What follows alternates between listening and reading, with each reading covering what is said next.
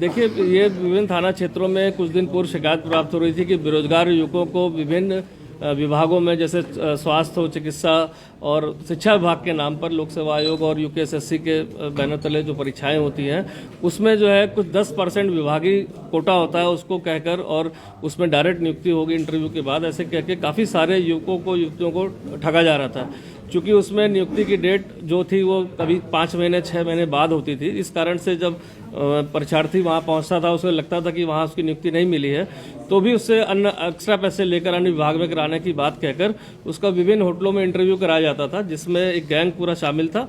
और उस इंटरव्यू में ऐसा प्रोजेक्ट किया जाता था कि उस विभाग का कोई अधिकारी आया है, चूँकि वो उनके पास विभिन्न तरह की गाड़ियाँ थी जो बरामद हुई, 3 गाड़ियाँ, साथ ही साथ 2 गार्ड भी रखते थे जो और आर्मी की यूनिफॉर्म और पुलिस की यूनिफॉर्म में देखते थे, तो ऐसा लगता था छात्रों को कि कोई सरकारी व्यक्ति है जो उनकी इंटरव्यू ले रहा है। इस तरह से करीब 100 से ज़्यादा छात्रों का भी प्रारंभिक जांच से पता चला है कि उनसे 4 से 6 लाख 8 लाख रुपए लेकर फर्जी नियुक्ति पत्र दिए गए। इसमें 4 लोग की गिरफ्तारी हुई है जो लक्सर और पथरी क्षेत्र के रहने वाले हैं। एक अभियुक्त अभी फरार है, जिसमें 4 की गिरफ्तारी में एक महिला भी है जो इसमें लाइसेंसिंग का काम करती थी।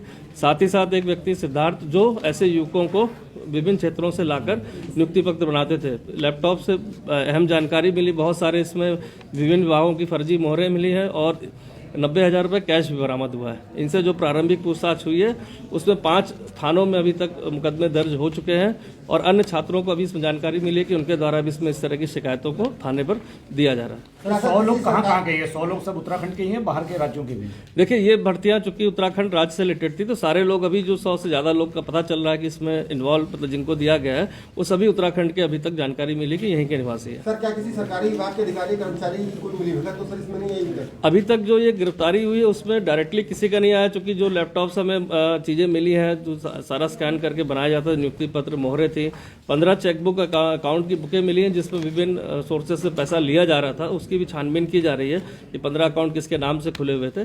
अभी तक प्राथमिक उसमें पूछताछ में नहीं आया है, लेकिन चूंकि एक मेन अभियुक्त इसका फरार चल रहा है तो उसकी गिरफ्तारी के उपरांत हमें और सारी जानकारी इसमें मिल सकती है। कोई खास विभाग थे जिनका वो नाम सबसे ज्यादा लेते थे? हाँ, इसमें जो सबसे ज्यादा इन्होंने किया है वो चिकित्सा और स्वास्थ्य और शिक्षा के नाम पर, शिक्षा विभाग के नाम पर इन्होंने भर्तियों के लेटर बनाए थे कि 10% इसमें विभागीय कोटा होता है और उसमें आपका नियुक्ति पत्र देने के बाद पैसे लिए गए थे।